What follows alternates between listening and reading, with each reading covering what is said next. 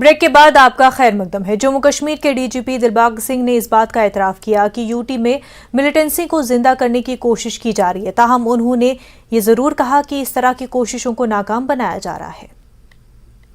Revive होने की कोशिश जरूर हो रही है, मगर मिलिटेंसी रिवाइव नहीं हो रही है। पहली तो बात ये क्लियर होनी चाहिए। मिलिटेंसी के बचे हुए निशान खत्म करने की कोशिश की जा रही है।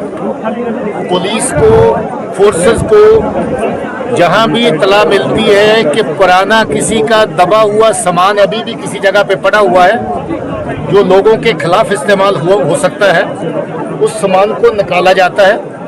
नया सामान थोड़ा बहुत पार से भेजने की कोशिश होती है, मगर पुलिस और हमारी फोर्सेस स्तर के बहुत सारा ऐसा सामान जो पार से स्मगल होके ड्रोन के जरिए जहाँ बाकी जरियों से आता है वो पकड़ा जा रहा है।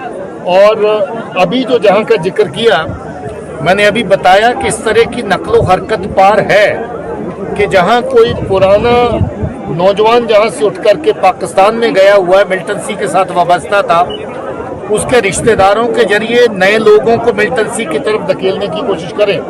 आपने इतने बड़े जलसे के बीच में पब्लिक के सेंटीमेंट को देखा। पब्लिक ने क्या कहा?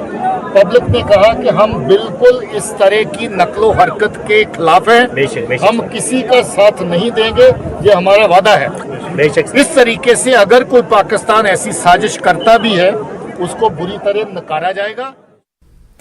डीजीपी दिलबाग सिंह नील टॉप दौरे पर पहुंचने उसी दौरान सब डिवीजन रामसू में स्पेशल भर्ती की खबर मिलने पर नौजवान नील टॉप पहुंचे, लेकिन उन्हें मायूसी हुई। अवामी नुमाइंदों ने नील टॉप सरगली और महूमंगत में डीजीपी से स्पेशल भर्ती की मांग की। डीजीपी दिलबाग सिंह ने यकीन दहानी कराई कि वो इन दूर दराज इलाकों के नौजवानों के लिए भी पुलिस में खिदमत करने का मौका देंगे। सफ़र किया, पैदल मार्च हुई, बहुत सारे लोग, बहुत क्राउड आया, पूरा ग्राउंड भरा हुआ था। तो अब यहाँ आके पता चला, निराशा ही हमें हाथ लगी।